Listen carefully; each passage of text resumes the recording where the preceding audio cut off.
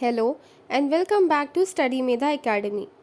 हमने क्लास 9 का chapter 1 matter in our surroundings chemistry में चालू करा था। अब हम उसी को कंप्लीट करने आ गए हैं और ये वीडियो में अब हम डिस्कस करने वाले हैं दो इम्पॉर्टेंट इफ़ेक्ट्स इस चैप्टर के, जो सबसे ज़्यादा इम्पॉर्टेंट है। इस चैप्टर में टिंडल इफ़ेक्ट और ब्राउनियन मोशन, ये दोनों चीज़ें बहुत ही ज़्यादा इम्पॉर्टेंट कंसिडर करी जाती है और एग्ज़ाम में भी इनमें से क्वेश्चंस आते हैं। तो इसीलिए ये वीडियो एंड तक के देखना, ताकि आपको ये कंसेप्ट समझने में कोई दिक्कत ना हो और आपका ये चैप्टर एकदम थॉरली प्रिपेयर हो जाए।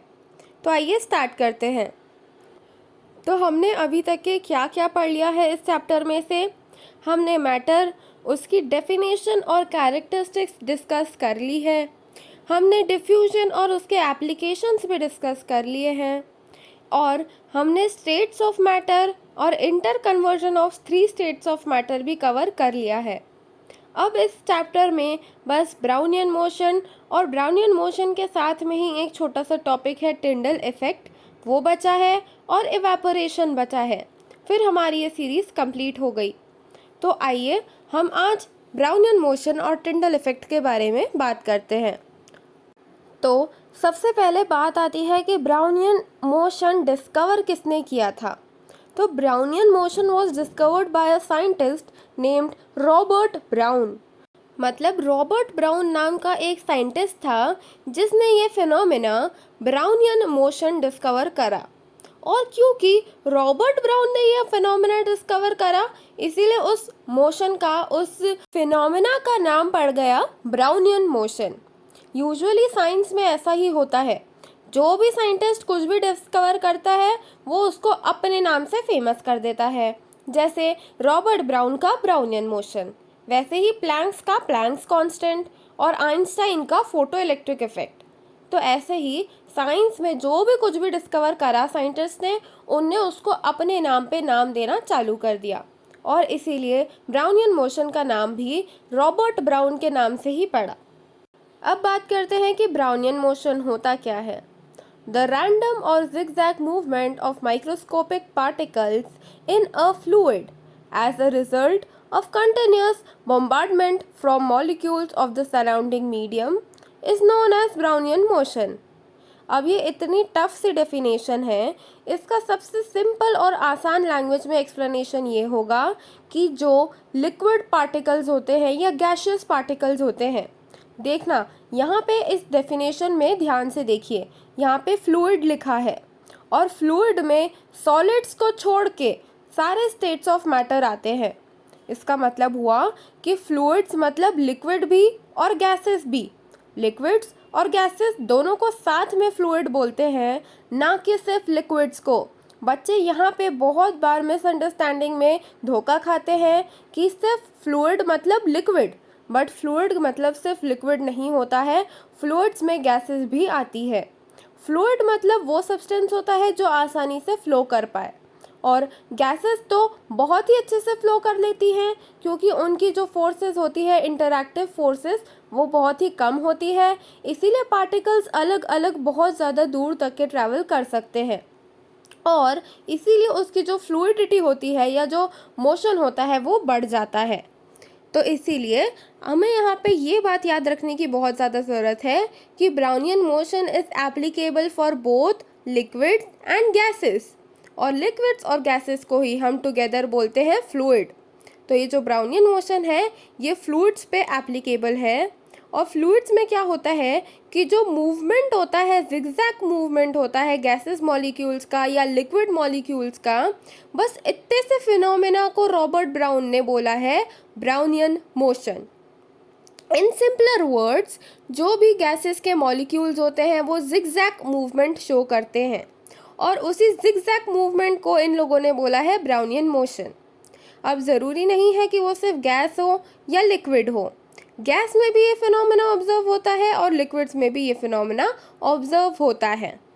For example, dust moves randomly because the random moving particles of air collide with dust particles. अब आपने देखा होगा, अगर आप एक डार्क रूम में सिर्फ एक छोटी सी विंडो के थ्रू लाइट आने देते हो तो जो सनलाइट होती है उसमें जो डस्ट के पार्टिकल्स है वो आपको रैंडमली जिगजैग मूवमेंट शो करेंगे। तो ये जो जिगजैग मूवमेंट मोशन होता है, जो जिगजैग मोशन होता है डस्ट पार्टिकल्स का, उसको हम बोलते हैं ब्राउनियन मोशन। और ये चीज़ अब आपको थोड़ी और क्लैरिटी से समझ में आई होगी जब मैंने वो धूप वाला एग्जाम्पल दिया। हम सब ने बचपन में ये फिनोमेनास ऑब्जर्व करे हैं, बस हमने इस फिनोमेना को डेप्थ में जाना नहीं है और इसीलिए हम साइंस से घबराते हैं। बट देन अगर हम देखें तो science is very much related with our day to day activities, with our day to day life. और अगर हम उसे ध्यान से पढ़ें तो ये साइंस बहुत ही इंटरेस्टिंग सब्जेक्ट है। ये यहाँ पे जो स्लाइड है वो ब्राउनियन मोशन कैसे होता है वो शो कर रही है। जैसे कि हमने अभी पढ़ा कि जो डस्ट के पार्टिकल्स हैं वो जिगजैग मूवमेंट कर रहे हैं। तो यहाँ पे जो रेड पार्टिकल्स दिख रहे हैं वो पार्टिकल्स है डस्ट के, और बाकी जो वाइट पार्टिकल्स है वो पार्टिकल्स है एयर के।